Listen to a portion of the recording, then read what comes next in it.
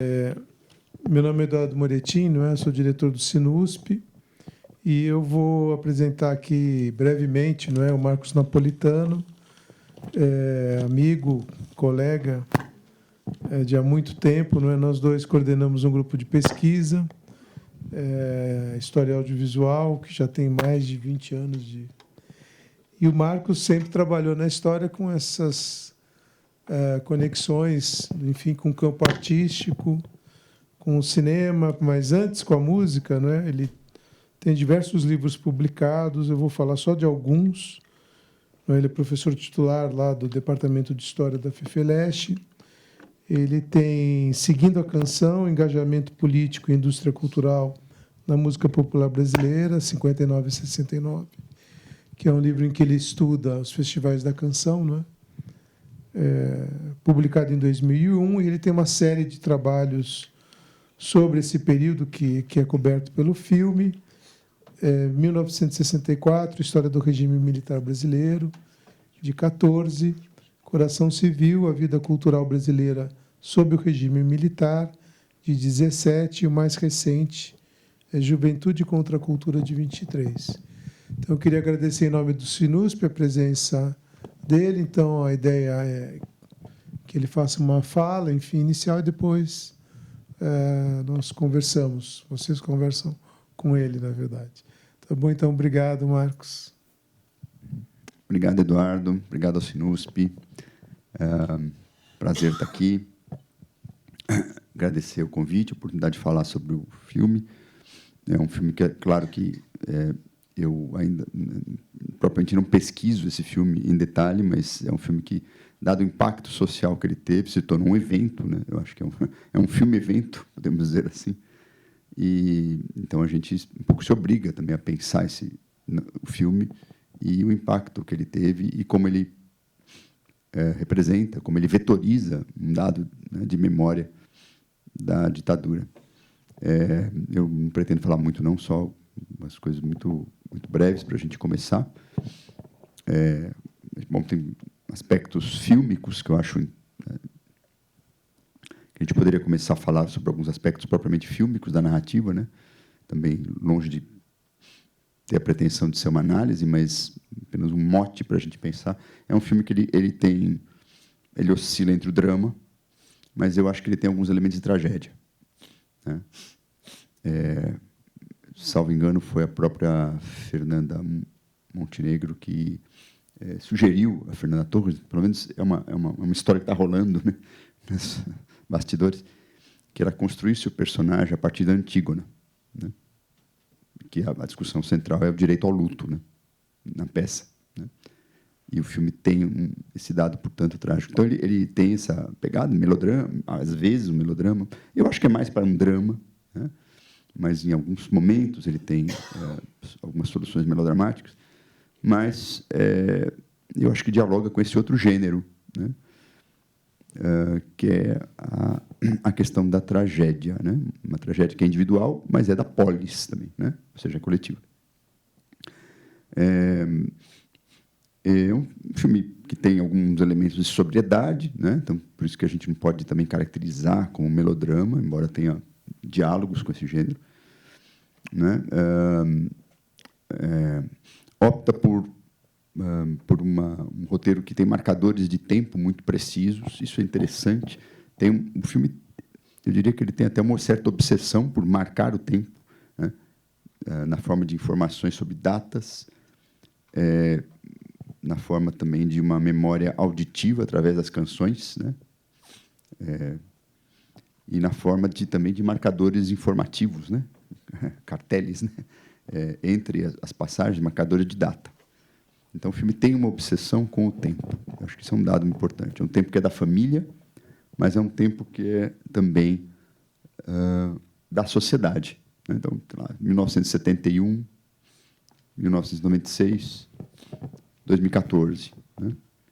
E 96 e 14 não são assim aleatórios. São dois momentos importantes das políticas de memória no Brasil. 95, 96 é a primeira lei memória, né? É a lei que reconhece que os desaparecidos tinham sido mortos pelo Estado. E depois tem 2014, que diria que é o ciclo que encerra essas leis de memória, que é o que esses processos mais, vamos dizer assim, até oficiais de memória, que é a conclusão dos trabalhos da Comissão Nacional da Verdade.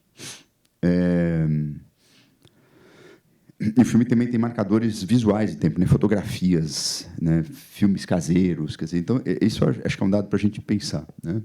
Ele é muito construído em cima desses marcadores de data, de música, né? Sons, marcadores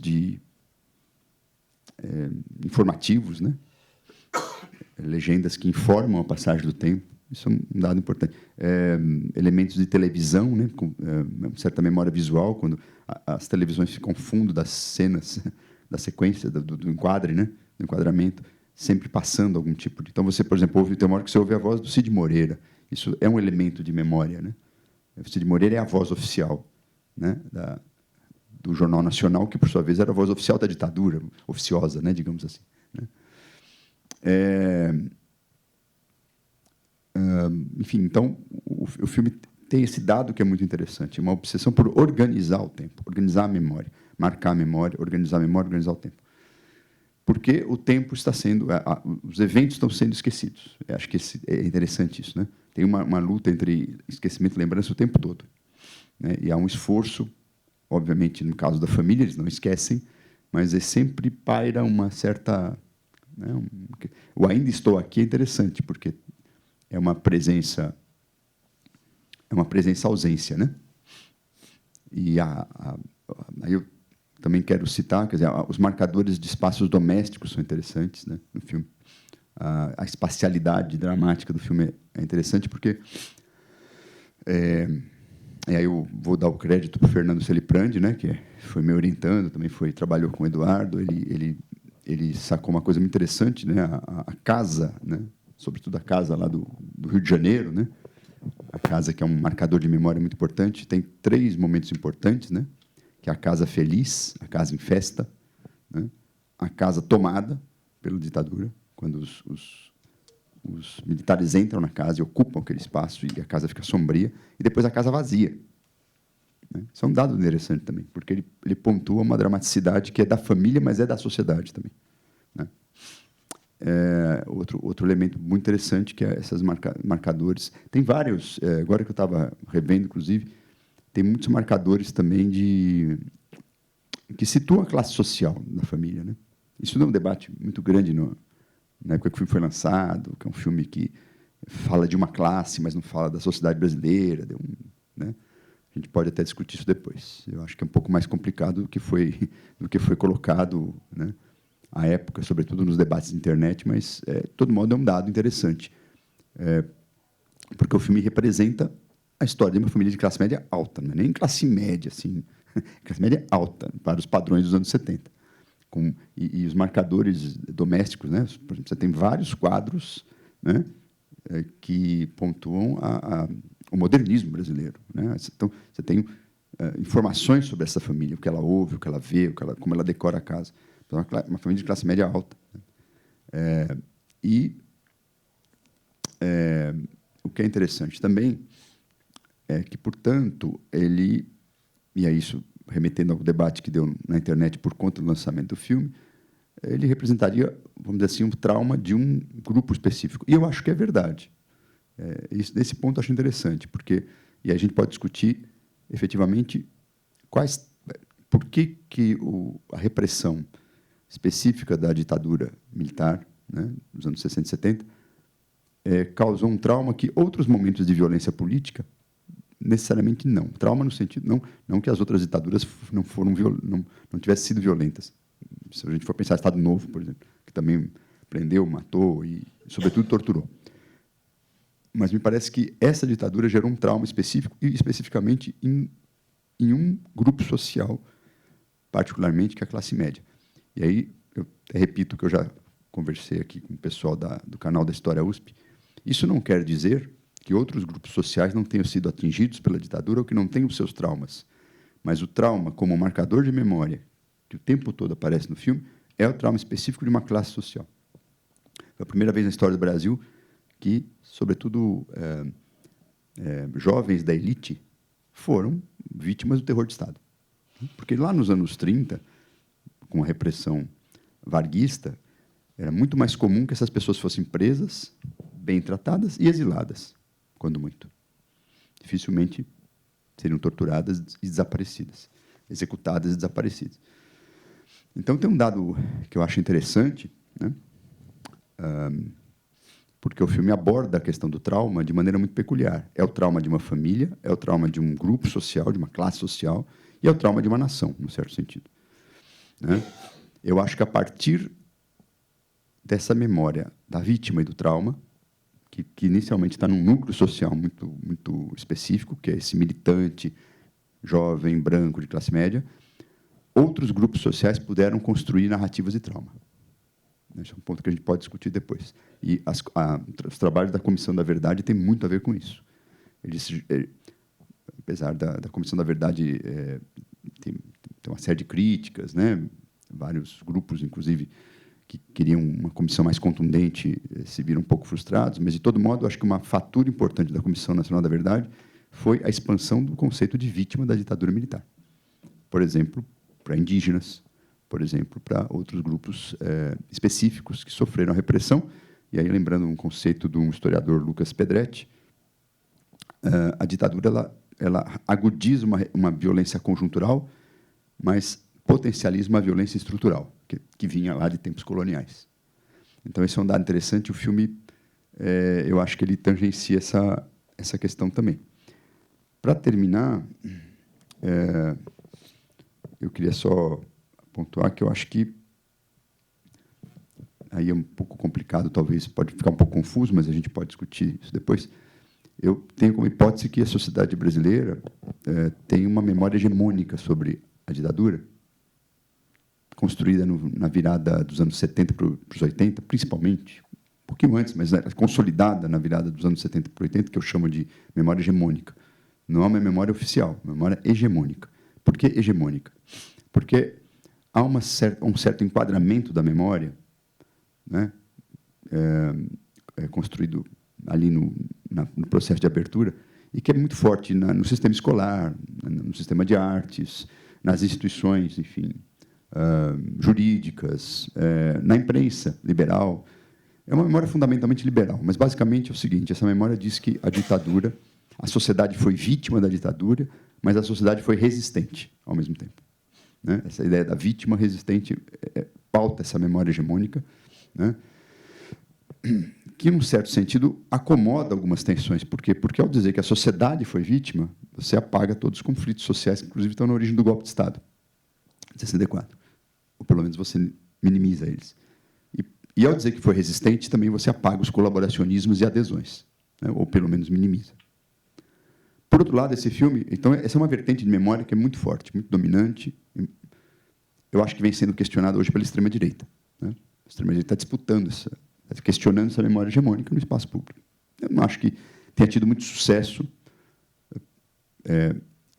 E insisto numa coisa que é importante: memória hegemônica não é memória da maioria, né? Eu não arriscaria dizer que a memória da maioria da sociedade brasileira seja nesses termos que eu acabei de colocar. Acho que talvez, inclusive, predomine uma certa nostalgia, até enviesada, sobre o período, né? Uma nostalgia do autoritarismo, né? Tinha segurança, o país tinha ordem, não tinha corrupção. Isso é uma memória, talvez até de uma maioria, né? Não arriscaria dizer isso, mas uma memória muito forte, que hoje disputa o espaço público, mas que não é hegemônica. Por que não é hegemônica? Porque ela não pauta discursos legitimados institucionalmente. E tem uma outra vertente de memória, que é a memória traumática, que não é uma memória hegemônica. Por quê? Por que não é uma memória hegemônica? Porque ela ficou muito restrita, no processo de transição, às famílias das vítimas e aos grupos de direitos humanos. Por que memória traumática? Porque é a memória que se recusa a dizer a sociedade foi vítima. Se recusa a dizer que o passado passou. Se recusa a dizer que lutamos contra a ditadura e vencemos, como é um pouco esse discurso triunfante dessa memória hegemônica mais liberal, né? Resistimos, vencemos, né? A transição foi completada, né? Enfim, esse passado apaziguado não existe nessa vertente da memória hegemônica, da memória traumática, desculpa, e essa memória traumática vai explodir justamente ali, eu diria, finalzinho da primeira década do século XXI, através de uma nova política de memória do Estado brasileiro que vai dar espaço para essas narrativas traumáticas. E que elas aparecem aqui no filme também. Elas aparecem as duas coisas, né? A vertente da resistência, mas... E aí eu destaco a sequência final, fantástica, né? Acho que a Fernanda Montenegro merecia um Oscar por esses 3 minutos finais, né? Porque ali você tem a memória traumática. Aquela pessoa que se recusa a esquecer, mas que também não consegue mais lembrar, né? Então, é o choque, é a paralisia, né? É o silêncio, né? Ela não consegue comunicar a memória dela, o trauma dela. Então, é muito forte essa sequência final, porque eu diria que ali você tem as duas conexões, essas duas memórias que um pouco atuam na sociedade brasileira, né? Enfim, é isso, eu falei demais. A gente podia ir para as perguntas, caso vocês tenham interesse. Enfim, estou à disposição. Então, enquanto não surgem perguntas, eu queria ouvir de você um pouco a respeito desse lugar do cinema, nesse processo de construção da memória, porque, ao mesmo tempo, você tem, como você disse, essas políticas, mas que não geraram marcos de memória, não é? Aqui na USP a gente tem, escondido, lá na Praça do Relógio, né, uma homenagem que a própria história dela, de como foi concebido, os nomes, memórias às vítimas da Revolução. É isso, estava na placa de... Aí tiraram, enfim. Então, isso explica muito da dificuldade institucional de lidar com isso, e, ao mesmo tempo, você não...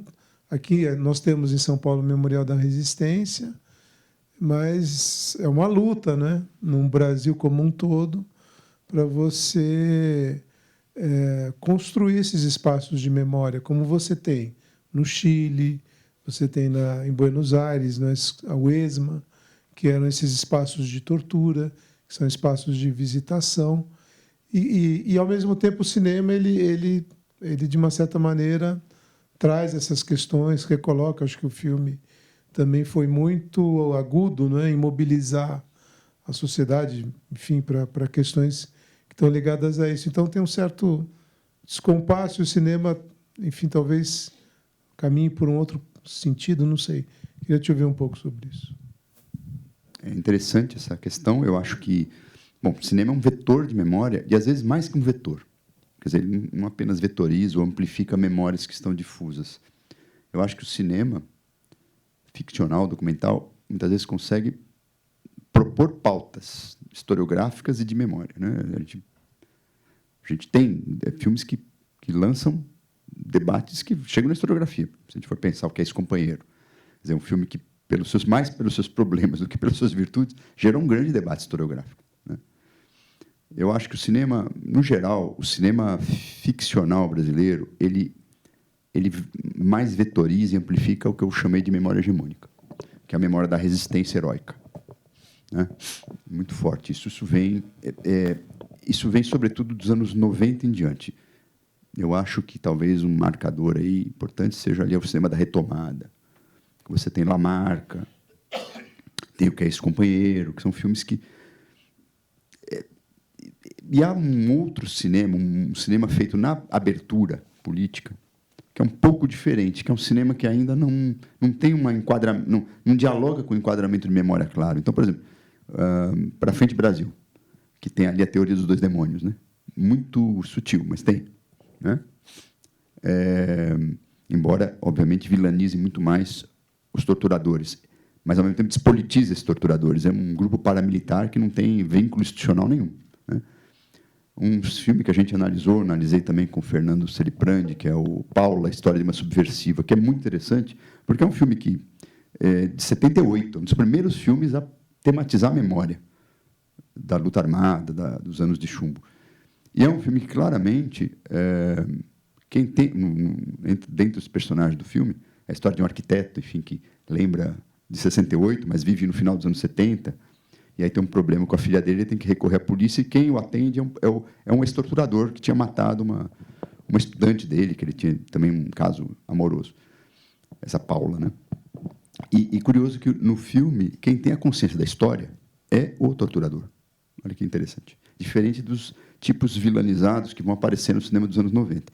Então, eu acho que, assim, apesar desse esboço de uma memória um pouco desenquadrada na abertura, o que você tem é no cinema da retomada, principalmente, é um diálogo mais forte com o vetor da memória hegemônica, que trabalha na chave do heroísmo, da resistência, da vítima, da sociedade vítima, né?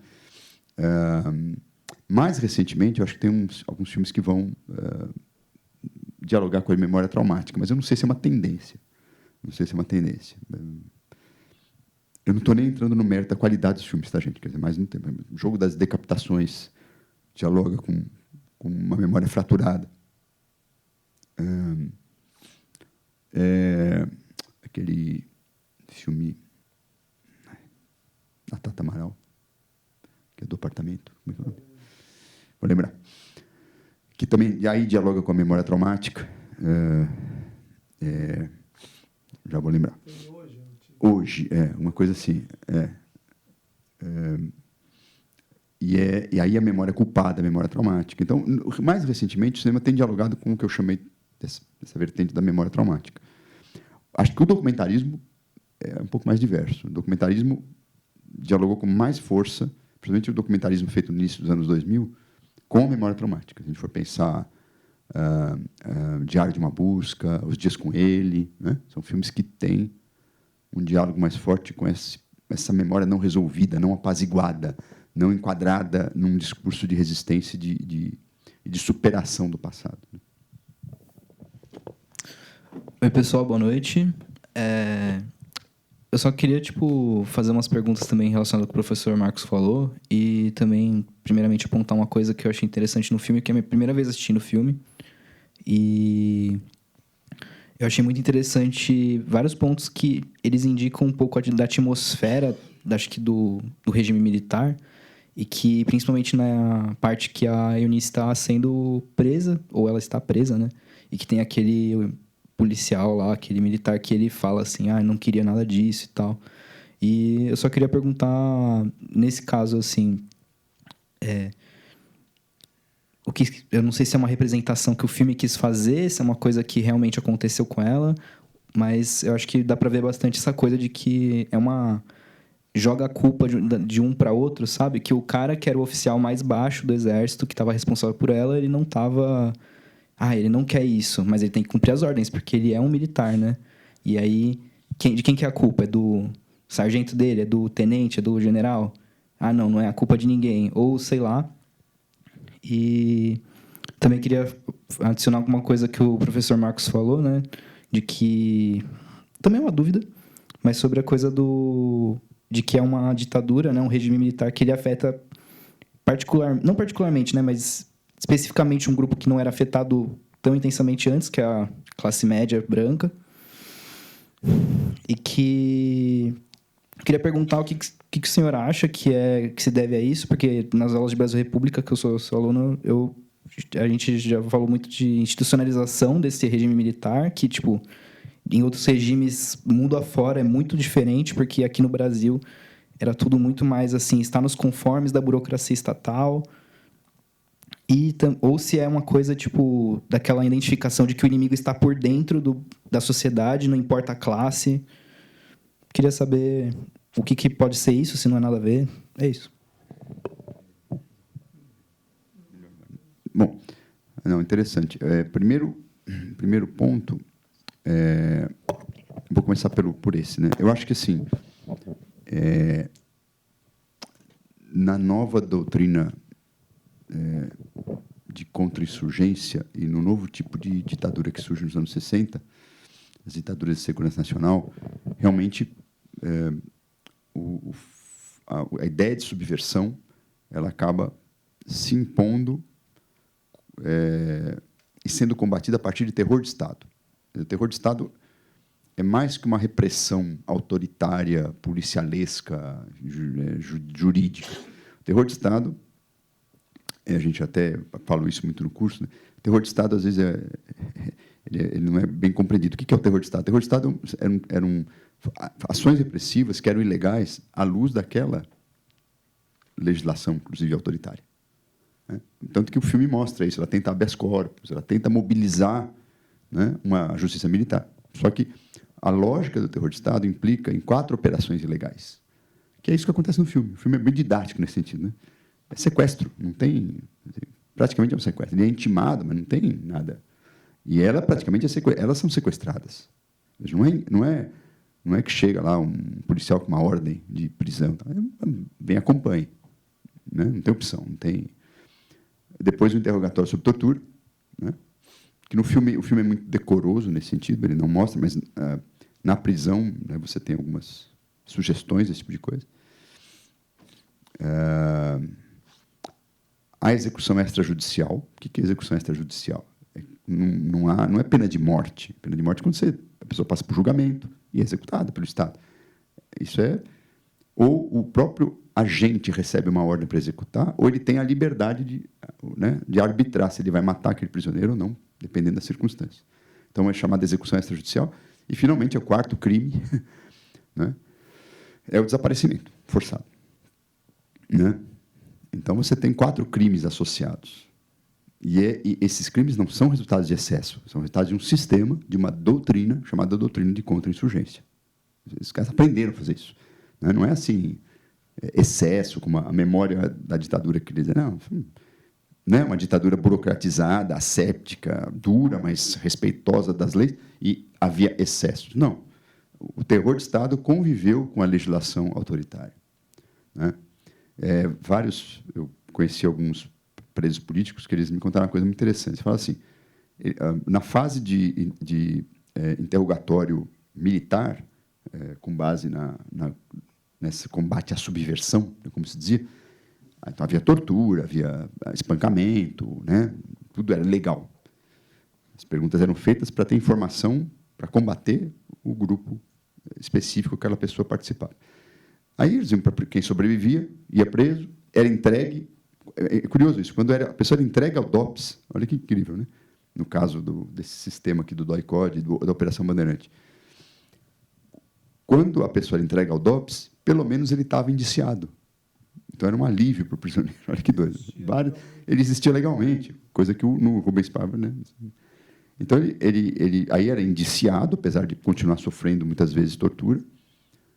Ele era, depois, entregue à Justiça Militar. E aí, o interrogatório da Justiça Militar era um interrogatório absolutamente formal, jurídico, né? Tinha todo um ambiente repressivo, mas dentro de uma, vamos dizer assim, civilidade, né? E aí as perguntas eram para enquadrar aquela pessoa na Lei de Segurança Nacional, né? Para ela produzir a própria culpa. Então, olha que interessante. Você tem uma combinação de terror de Estado com repressão de exceção, né? Com leis de exceção combinadas. Não é um ou outro, os dois foram importantes, né, no combate. Em relação àquela sequência que também deu muito debate, né? Mas o Walter Salles pôs um militar aí bacaninha só para aliviar, né? Não sei, muitos ex-prisioneiros falam dessas figuras, desses guardinhas, sobretudo, de cela, né? Alguns eram recrutas, ou cabos, ou pessoas de baixa patente. E alguns eram, enfim, legais. Tinha uns caras sinistros, e tinha uns caras que eram ali, estavam fazendo um trabalho, não participavam de tortura diretamente, porque a tortura, o interrogatório era algo muito específico, né? Eram equipes muito especializadas, né? Nisso. Fazia curso, inclusive. Não era improviso. Aí eu recomendo muito o trabalho, acabou de sair, o trabalho da Maud Guerriot, né, e da Mariana Joffre, chama Torturadores, né? É uma pesquisa fantástica que elas fizeram sobre a carreira dos militares que serviram no DOI-CODE, né? E ela mostra que é uma carreira, né? Uma carreira específica. Aprendiam, faziam um curso, iam para o exterior, né? Então, existiam essas figuras, né? Recentemente também, acho que é um filme da Lúcia Murat, que é o Mensageiro, alguma coisa assim. Alguém me ajuda aí. Que é um filme que retrata, o protagonista é um desses soldados que leva, inclusive, mensagens para fora do quartel. Então, isso está presente na memória de muitos presos políticos não é algo assim completamente inventado só para produzir um ambiente de concórdia nacional e institucional. Boa noite. Eu não estava aqui assistindo o filme, mas eu assisti esse filme 2 vezes, né? O segundo com a minha mãe, que viveu essa época, né?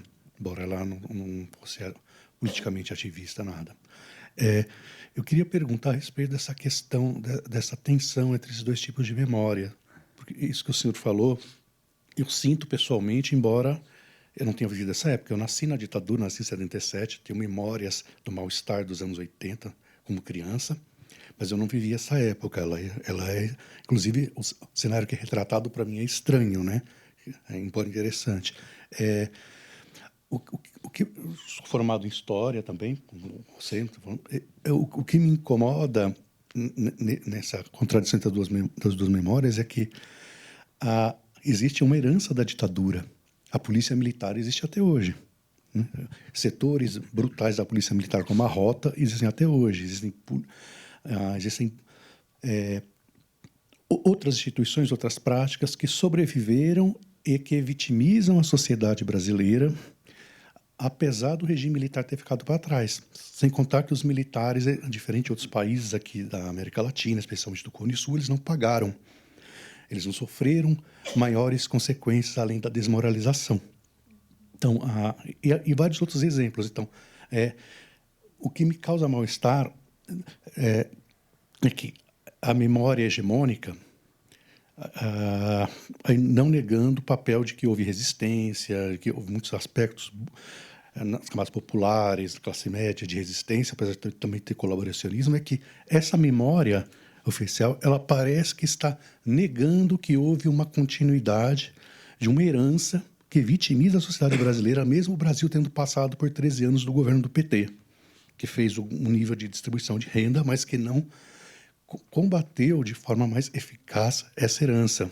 Então, minha pergunta aliás, já estou fazendo ela, essa tensão entre as duas próprias memórias não vem do fato de que o Brasil não superou esse período, ele só superou parcialmente, mas mantém várias heranças que vitimizam a sociedade brasileira, como os exemplos que eu dei. Não, uma questão interessante. Eu acho que, como eu disse, a memória hegemônica não é oficial porque não é do Estado. Né? O primeiro relatório oficial que a gente tem sobre a ditadura é o relatório da Comissão Nacional da Verdade. Então, quando você fala oficial, é Estado ou instituições oficiais. Mas é hegemônica porque ela está nas principais instituições sociais brasileiras. As universidades, por exemplo. Mesmo universidades que colaboraram, ou pessoas na universidade que colaboraram, se você for ali procurar nos sites das instituições falando sobre si mesmas, vamos dizer que resistiram. Tal, né? Então, enfim, é isso. Sendo uma memória liberal, ela trabalha com essa ideia de que a ditadura foi superada. Agora, a gente também não pode... É muito fácil falar, os liberais, né, que deram o golpe, depois quiseram sair bem na foto, inventaram a memória hegemônica, dizer que todos resistiram e vencemos a ditadura. Mas parte da esquerda endossou essa memória. Uma parte importante.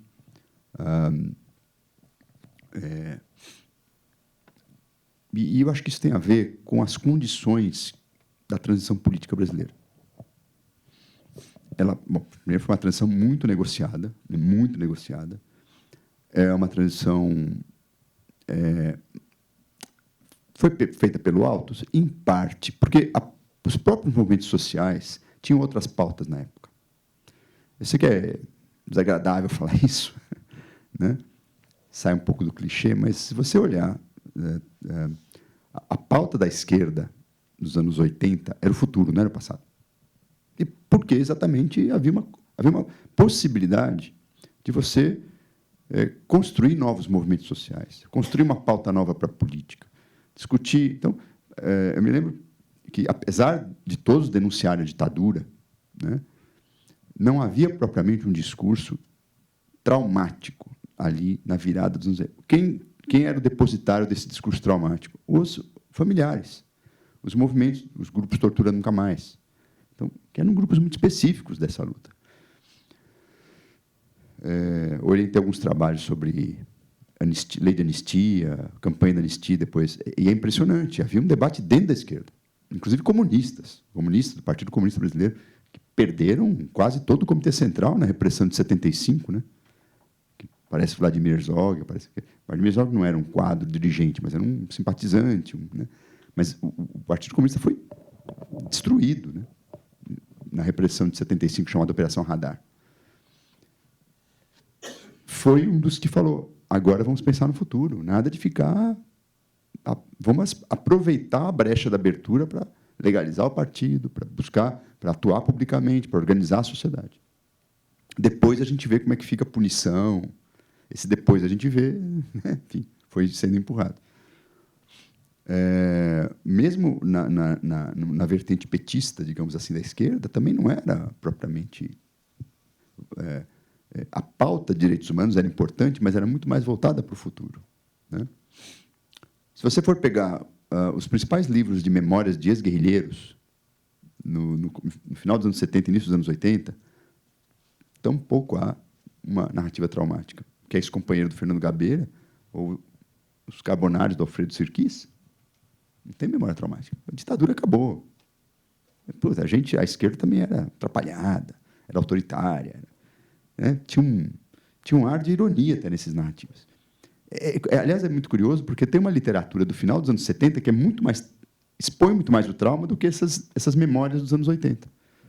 Então, eu acho que as condições da abertura tanto permitiram um arranjo institucional que preserva muita coisa da ditadura, como também expurgaram, naquele momento, né, a possibilidade de um enfrentamento do trauma. Então, ele ficou muito restrito. Essa euforia com a redemocratização, ela estava dando tom, né? Mesmo antes do fim do regime, oficialmente. E eu acho que a sociedade como um todo, ou pelo menos a maioria do eleitorado brasileiro, não abraçou essa causa dos direitos humanos. Essa é uma grande dificuldade. Quando a gente fala, bom, a PM continua porque ela tem um amparo político e um amparo do eleitorado. Não é só uma herança da ditadura que ficou ali encastelada, não. Não, a sociedade brasileira endossa isso. Endossa esse tipo de... Então, acho que a pauta de direitos humanos, que é muito forte em alguns nichos, ela não se espraiou na sociedade. Inclusive, pessoas que são vítimas da violência do Estado, muitas vezes são contra os direitos humanos. Quer dizer, não é uma patologia da sociedade brasileira, eu acho que é um problema político, um problema de cultura política, um problema de... A violência social dificulta muito esse tipo de incorporação dessa pauta também, né? Porque é uma sociedade muito traumatizada pela violência social, né? Então, a pessoa fala, não, é a lógica da vingança, né? A polícia tem que ir lá e me vingar, né? E muito político oportunista surfa nesse tipo de coisa.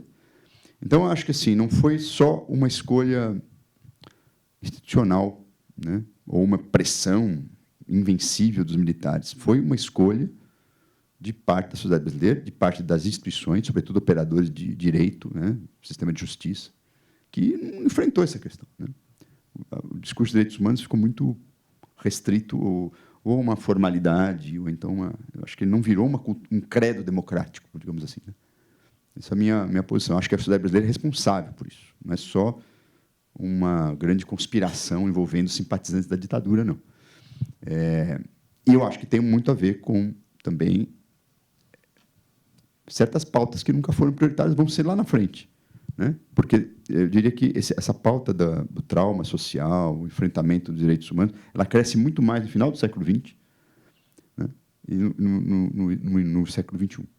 Inclusive porque muitos movimentos populares passam a abraçar essa pauta, né? Que vão denunciar a violência policial, vão discutir o racismo de maneira... Não era uma pauta dos anos 80, ou seja, da transição, né? Acho que houve outras conquistas, né? Eu não quero também dizer que, transição, a esquerda não... Se você for pegar, eu brinco sempre que a Constituição brasileira de 88 é uma excrescência democrática numa sociedade autoritária, né? Que foi um acidente aquilo, né? É uma Constituição avançada, democrática. Se a gente for pensar o SUS, por exemplo, o SUS é fruto de pressão popular, né? Não é assim porque caiu.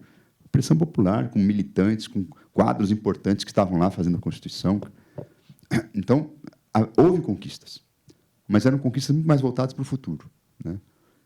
Eu lembro que o Pedro Dalari, aqui nessa sala, ele falou: olha, eu fui assessor parlamentar na Constituinte, Pedro Dalari, professor aqui do IRI, presidiu a Comissão Nacional da Verdade, né?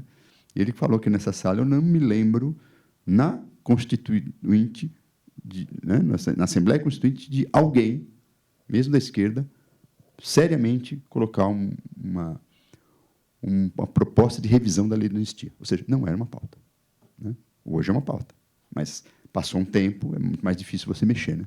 Enfim, não sei se eu consegui, pelo menos, equacionar. Alguma pergunta? Eu tinha uma pergunta, vou aproveitar enquanto não tem nenhuma.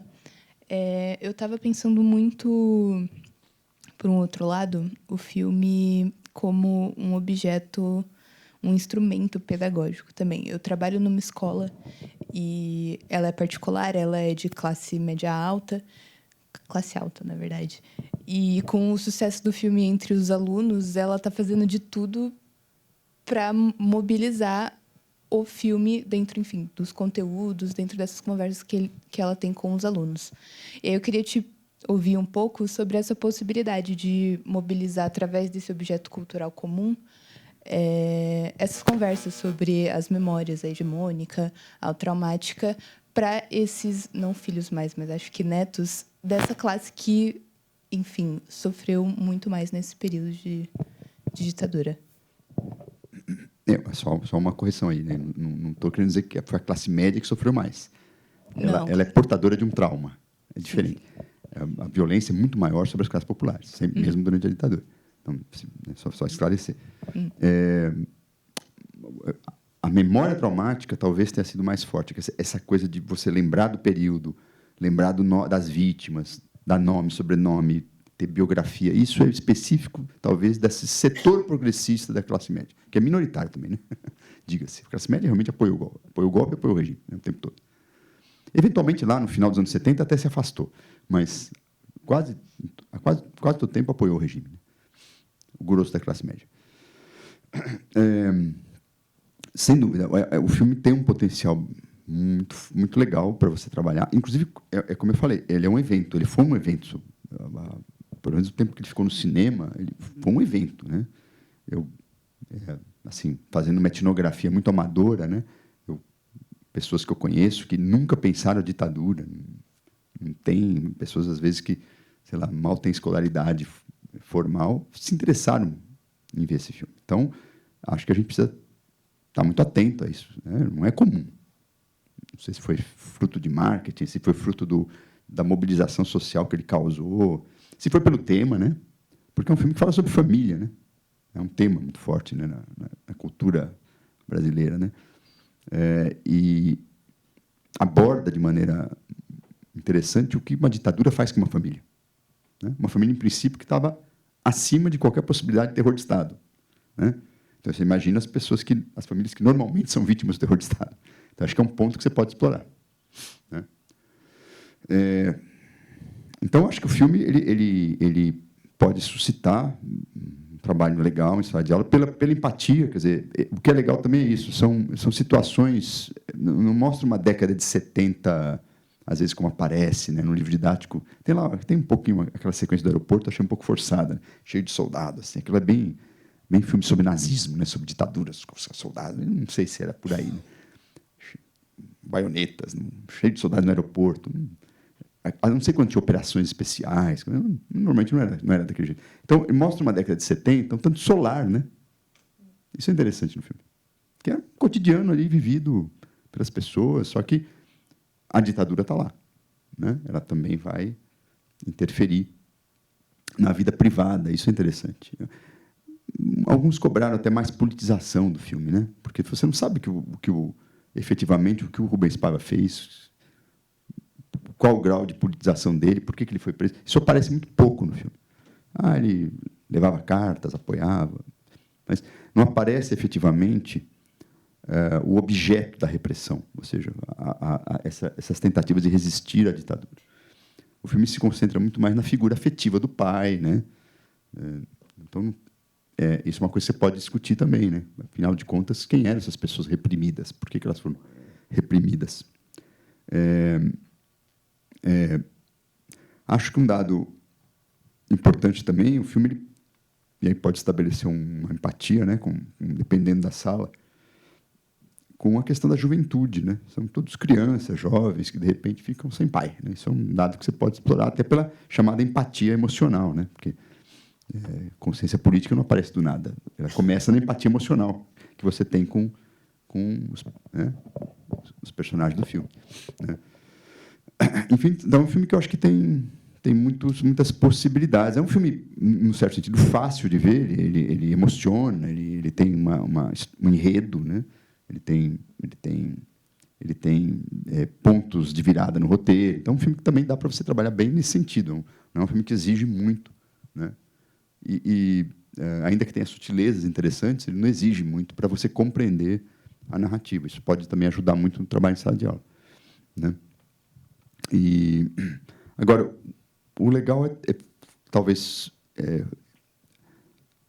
enfatizar para os alunos, para eles perceberem esses marcadores de memória do filme, porque aí é uma forma de treinar o olhar também, né? Um pouco a foto, o papel das fotografias, o papel das políticas de Estado que reconhece, da Comissão da Verdade, que são referências muito rápidas, né? A certidão de óbito. Por que é importante aquilo? A maior parte das pessoas não tem ideia do que é você não ter certidão de óbito, o que é um desaparecido político, né? Então, isso é legal você também mostrar por que ela fica feliz com a certidão de óbito, né? Sem a certidão de óbito, a vida civil de uma família ela fica prejudicada, né?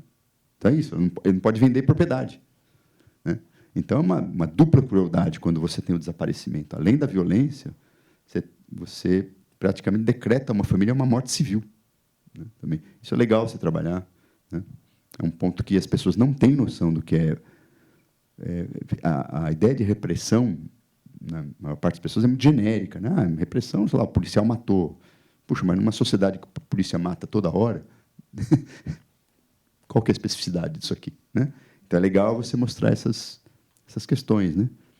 Porque só pela violência, pela representação da violência direta, eu tenho dúvidas hoje se os filmes são eficazes, porque nós vivemos numa sociedade que a representação da violência está aí, no game, no jornal, naqueles jornais de baixaria que tem, né? Não choca mais esse tipo de coisa. Deveria chocar, mas não choca. E talvez essa abordagem mais intimista possa ter uma entrada interessante para discutir a violência de Estado, né? Possibilidades, né? Mas aí cabe a você também inventar outras. Boa noite.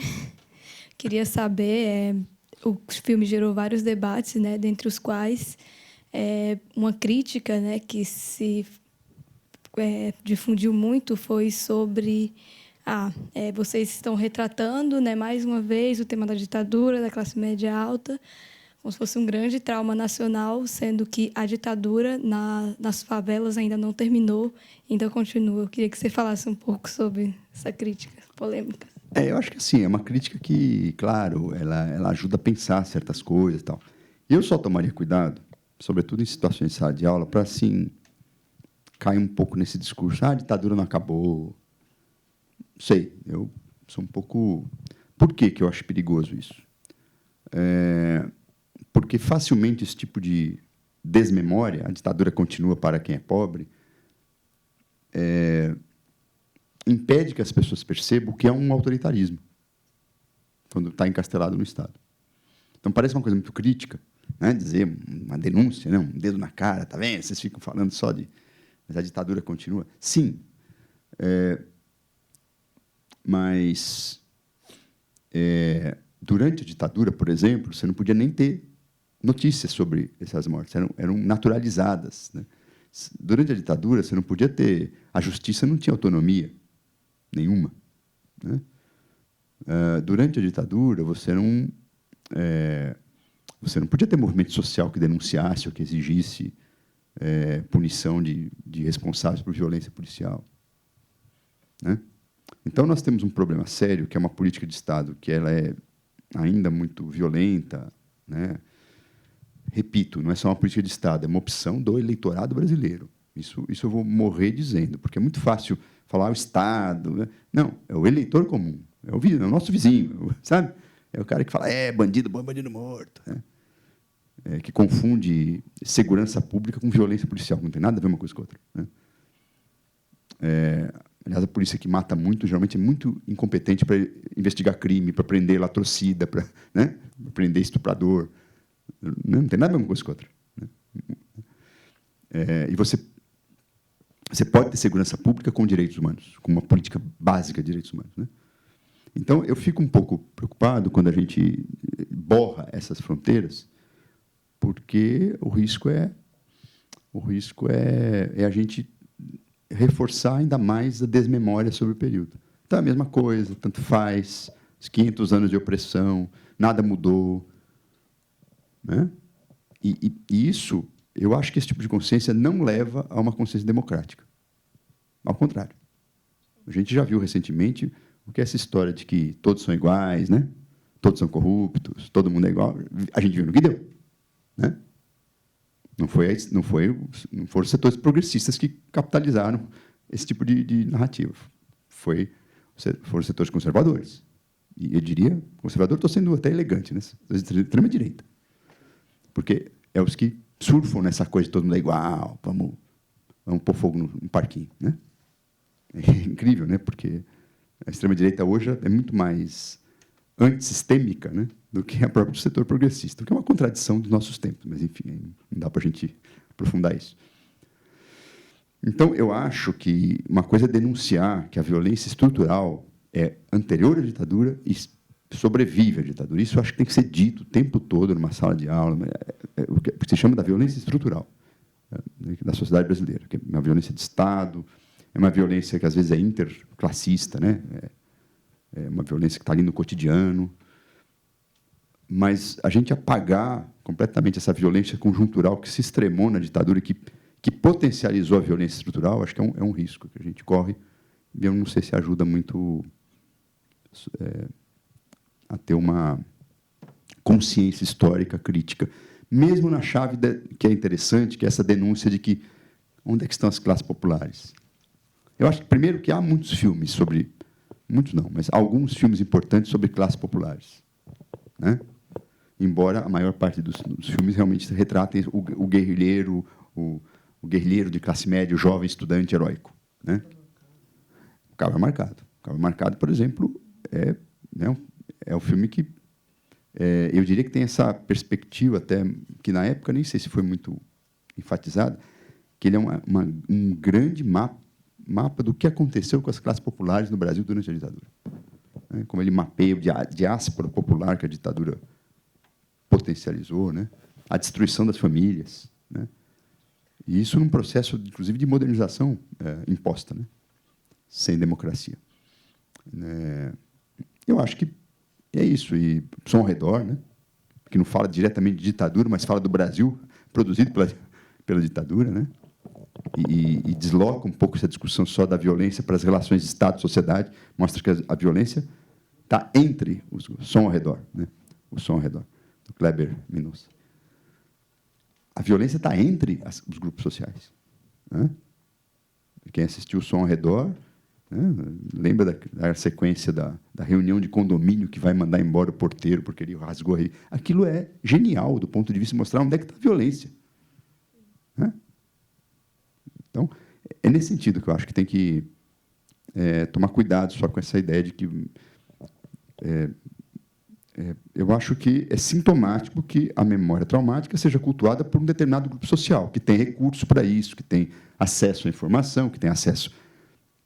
Mas eu acho que há uma memória traumática de outros grupos que está esperando, talvez, uns filmes de ficção mais contundentes. Né? E eu acho que... Né? É uma questão de tempo aparecer. No documentário já tem alguma coisa, né? Mais que talvez que na ficção. Porque o problema é o seguinte, só, desculpa me estender, mas quando os cineastas, sobretudo esses cineastas, alguns cineastas de classe média, vão retratar a violência social e o crime, por exemplo, o mundo do crime, geralmente eles vão cheio de preconceitos e cheio de clichês. Estou pensando num filme como Cidade de Deus, por exemplo. Cidade de Deus é um filme que retrata, de maneira naturalista, a violência. Só que a violência está na favela, está na miséria da favela. É fácil, né? Não tem Estado ali, não tem relação social nenhuma, é só ali a favela. É um microcosmo. Que ali, efetivamente, tem mesmo. Né? Uma comunidade que está ali, né? Vivendo a violência cotidiana, praticando a violência, em muitos casos. Por isso que eu comparo sempre com o Som ao Redor. Porque o Som ao Redor, vocês podem, quem assistiu lembra, que pouco aparece a figura do marginal, no sentido clichê. Né? O que está retratado ali é um universo onde se produz a violência, onde se exclui. Né? Então, eu acho que o grande desafio é talvez um cinema mais machadiano, né? Sempre brinco. Um cinema que entre nas relações sociais, né, a partir de uma perspectiva mesmo naturalista e mais realista, de entender como é que a sociedade tem mecanismos de produção de violência, né? Que às vezes não são óbvios. E pelo olhar naturalista, de você só ver o efeito da violência, talvez a gente não consiga entender a lógica dessa violência social e a violência de Estado, porque são duas coisas combinadas que a gente tem que entender. Né? Não sei se está mais complicado ou mais simples. Mas... Boa noite. Eu já antecipo, eu sou estrangeiro, vai se entender pelo meu sotaque. Eu sou italiano e a minha pergunta é sobre o cinema brasileiro, prometendo que acho que o cinema italiano, o bom cinema italiano não faz, depois dos anos 70, não faz são raríssimos filmes bons e que são socialmente empenhados. Mas agora, feita essa premissa, eu que estou vivendo aqui no Brasil, vejo que muitos filmes como esse aqui têm essa tendência um pouco... gostei dessa explicação, né, da memória hegemônica, da visão heróica. Como se a ditadura fosse esse embate entre... heróis realmente que por um ideal, tinha um ideal de direita, quem tinha um ideal de esquerda, quem estava certo não se sabe, quando na verdade o que estava em jogo era uma questão de divisão de riqueza, né? A desigualdade aumentou muito e parece que o cinema realmente fatiga a retratar isso, a contar isso. Nesse filme tem uma cena muito... Para mim foi a mais... assim, uma nota um pouco assim, quando a Eunice vai pedir explicações para o sócio, o colega do marido, fala, mas por que ele foi preso? Eu não sabia de nada. E ele fala, não, é porque, veja bem, ele não participava de nenhuma coisa, ele ajudava os que estavam foragidos e tal.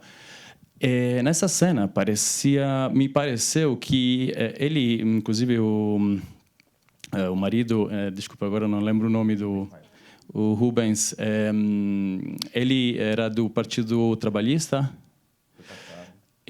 Nessa conversa, né, veja bem, ele só ajudava, dava comida, não sei o quê. Pareceu que o drama da ditadura foi de prender e matar um pobre cristão. Tipo, os valores que o Rubens Paiva estava representando, segundo esse filme, era da cristandade, né? De um homem bom de coração.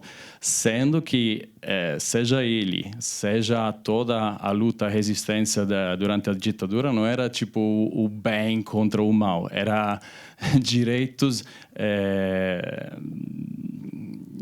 sindicados que estavam sendo eliminados. E a pergunta é, até quando, você disse, ainda não surgiu, vamos esperar que surja.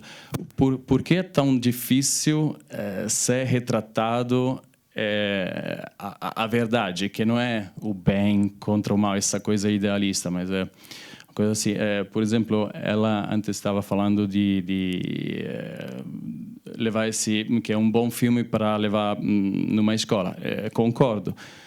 Parece que, tipo, está faltando um nível um pouco superior de um filme que provoque um debate a um nível adulto.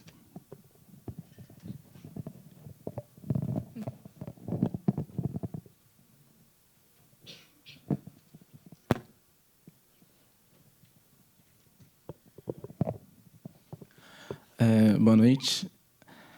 Eu fiquei pensando muito, enquanto você falava, talvez um pouco nesse conflito entre o cotidiano da ditadura, entre o que aconteceu no cotidiano e as memórias que a gente tem, que a gente conseguiu produzir sobre ela, assim.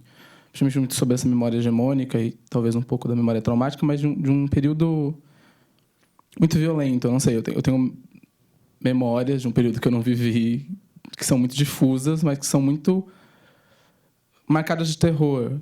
Principalmente, não sei, eu conheço a Vera, já falei com o Marcelo, enfim, tenho esse contato. Quando eles contam, é sempre um momento muito de terror, assim. Mas quando eu ouço dos meus pais, dos meus avós, me parece que tudo continuava normal, na verdade. No máximo, sei lá, minha avó comentava de um toque de recolher que aconteceu em algum momento, mas, assim, tudo meio difuso. E eu fico pensando um pouco nesse processo mesmo. E você comentou que o filme retrata isso. Talvez o filme até jogue um pouco esse conflito do que era possível manter no cotidiano, o que era demandava elaboração ali na memória. Mas eu fiquei curioso, assim, porque você falou da cena do aeroporto também, e acho que tem a cena da Blitz, acho que tem esses momentos, o carro passando com soldados, as coisas assim de realmente que você olha e fica meio tenso, mas não necessariamente um terror público constante, mas esse terror momentâneo e nesses espaços de apagamento mesmo, né, de memória e de desaparecimento, sequestro, enfim, parece que são muito... O terror de estar daí está num lugar também de sumir, de evitar aparecer, assim, e o que produz o trauma, assim. Fiquei pensando um pouco nesses dois. Legal. Bom, vamos lá. Eu acho que, em relação à tua questão, é importante... Olha, é muito difícil você, na chave da ficção... É possível fazer isso, mas na chave da ficção, você fazer um filme politizado, né, que estabeleça... Ainda que defendendo, vamos dizer assim, o lado de uma resistência justa contra o autoritarismo. Isso acho que é uma... Não dá para a gente também dizer que é tudo igual, que é uma questão só de valores que são iguais.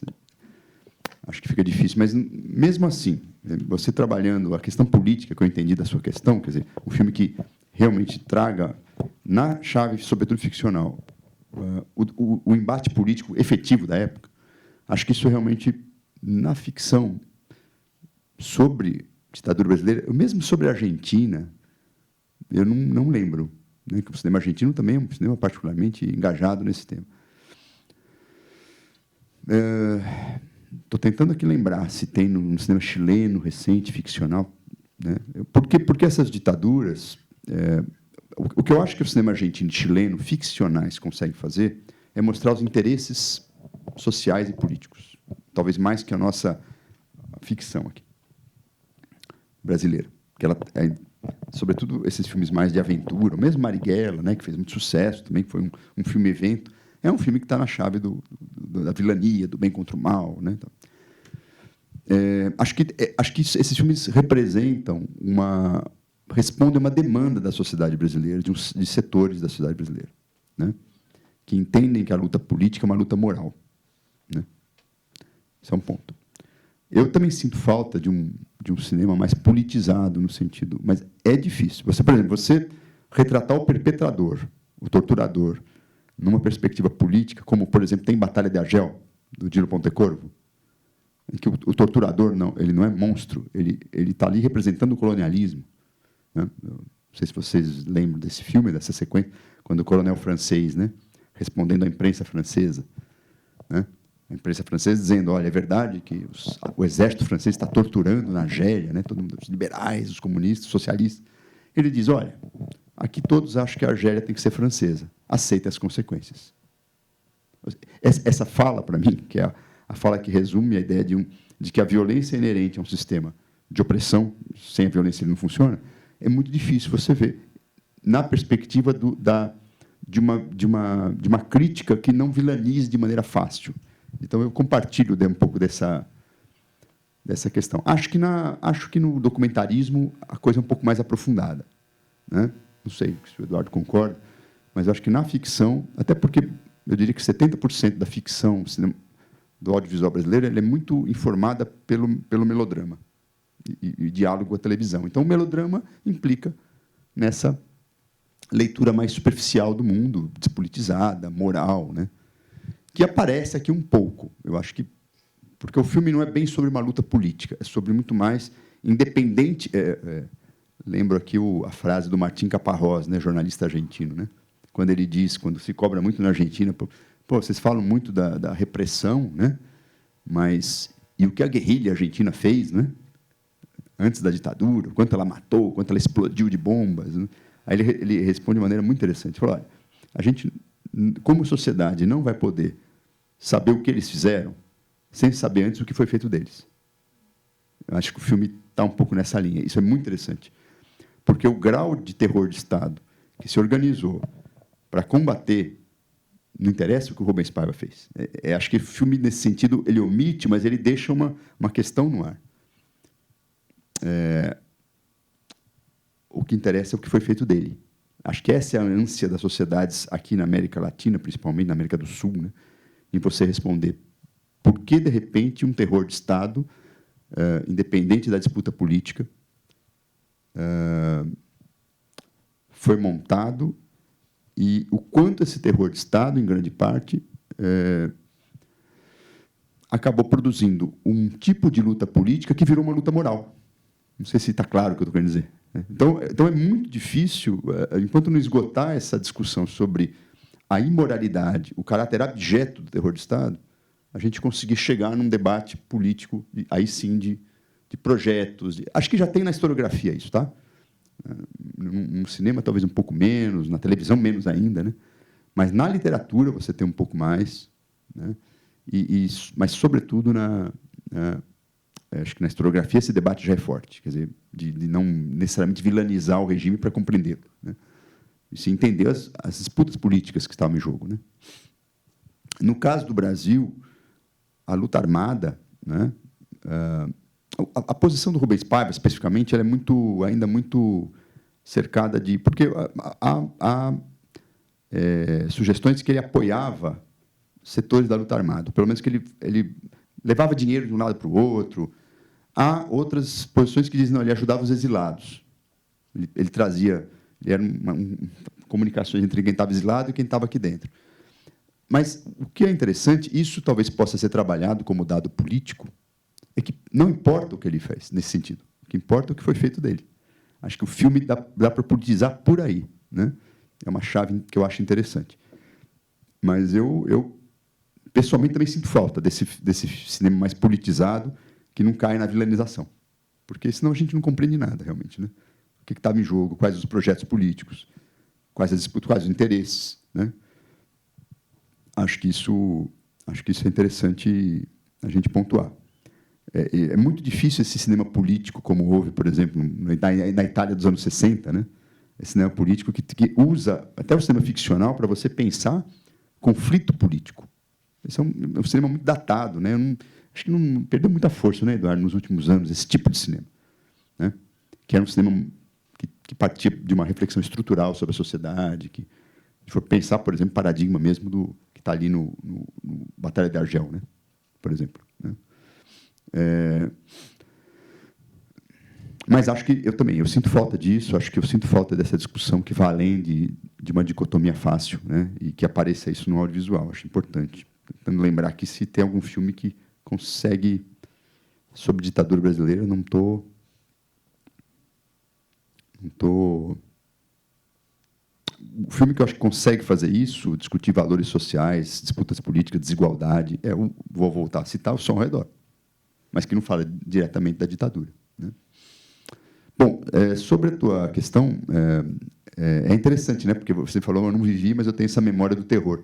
É o que a gente chama nos estudos sobre trauma, sobre estudos genocidiários, né? É a memória cultural. Então é interessante que as novas gerações, sobretudo de alguns nichos, né, talvez as universidades, enfim, tenham essa memória cultural. Ela foi construída, em um certo sentido, e ela dialoga com a memória traumática. Né? Eu nasci, eu cresci, eu fui adolescente durante a ditadura, né? E me politizei ainda durante a ditadura, vamos dizer assim, né? À medida que eu me politizei, eu comecei a ter medo. Então, diretamente proporcional, né? Eu lembro no ensino médio, por exemplo, né? Comecei a pensar coisas, me formar, e aí eu me lembro a primeira reunião clandestina que eu fui, né? Em 1979, eu estava morrendo de medo. Falei, vou morrer, vou desaparecer, não vou nem chegar em casa. Veja que interessante, né? E aí, pior que eu estava com os discos dos Rolling Stones embaixo do braço, e eu falei, pô, vou apanhar até dos meus amigos de esquerda que detestam os Rolling Stones, né? Que acho que eu vou ser... Então, exatamente. Então, é interessante isso. À medida que eu... Estou dando um ego-história, desculpe, eu não gosto disso, mas para exemplificar que, realmente, a minha memória de infância, né, na minha família... A minha mãe, eu lembro que ela tinha medo, né? Ela sentia um clima de autoritarismo no ar. Ela era professora, né? E ela falava, pô, os caras da escola, né? Chegava lá um inspetor qualquer, fazia assédio às mulheres e, se você denunciasse, você era subversivo, né? Então, a ditadura produz essas relações também no cotidiano. As ditaduras, geralmente, elas dão oportunidade para muitos canalhas, né? É um momento perfeito para os canalhas, né? Basta falar em Deus, família, propriedade e tudo bem, né? Então, eu acho que havia um clima, por exemplo, a coisa das blitz, havia um certo medo. Eu fiz toda a minha graduação aqui na USP, ainda durante a ditadura, já num momento bem mais tranquilo, né, de abertura, mas é isso. Né, não sei se você passou por isso, mas a gente passava, às vezes, ali no P1 e tinha blitz, né? Blitz assim, que era para ver droga, se tinha droga no carro, mas também era para ver se tinha, entendeu? Se tinha algum material subversivo, né? Eu me lembro, a minha escola teve uma espécie de atentado em 1978. Apagaram todas as luzes da escola, explodiram lá. E aí veio o DOPS. Interrogou todo mundo, né? Então, escola, ensino médio, né? Talvez se fosse nos anos de chumbo, muita gente ia dançar ali. Já era na fase mais de abertura, né? Por exemplo, na minha sala, ensino médio, gente, não é universidade. Na minha sala tinha um informante do DOPS, um cara super legal, amigo de todo mundo, informante do DOPS. Por quê? Porque o movimento secundarista estava se rearticulando, porque eles tinham muito medo do movimento secundarista, né? Que, na época dos anos de chumbo, era muito pior, muito mais radical do que o movimento universitário. Então, tinha ali a gente do DOPS. Então, à medida que você se politizava, você sentia o chamado círculo do medo, que é uma expressão da época, inclusive. Então, acho que tem muito a ver com isso. Tem muito a ver com o teu cotidiano. Se você estava noutra, vivia ali. Porque a ditadura brasileira, ao contrário dos regimes fascistas, né, ela queria despolitizar. Se você vivesse a sua vida privada e trabalhasse, estudasse, não pensasse em política, não pensasse em nada, dificilmente ela ia chegar até você. Né? Mas, à medida que você se interessava, você eventualmente fazia uma greve por questões até econômicas, ou você se informava, tentava, aí você entrava na zona de risco. Então, a questão do medo está muito diretamente proporcional a essa... Eu me lembro a primeira greve que eu fiz, eu já era delegado sindical, né? Estou contando aqui, esta é a minha vida. Momento... 82, né? Eu estava morrendo de medo. Falei, agora eu vou ser preso. Agora não é possível. Agora eu vou ser preso. Não fui. Então, é interessante como a gente incorpora, né? Numa ditadura, você incorpora uma coisa tão banal, no certo sentido, que é fazer uma greve por melhores salários. Você acha que você vai ser preso e vai ser processado pela Lei de Segurança Nacional. Quer dizer, então, há essa incorporação. Havia esse clima, né?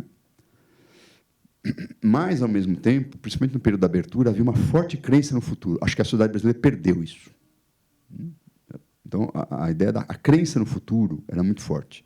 A ideia de que a democracia ia resolver todos os problemas era muito forte. Isso alimentava um pouco, né? Balanceava o medo, né? E é interessante, quando os movimentos de massa começaram a recuperar as ruas, eu acho que essa sensação de você ver um coletivo muito grande protestando também era um momento de que você, enfim, o medo, o círculo do medo ficava muito mais reduzido. Né? Enfim, é isso. Me estendi demais, desculpa.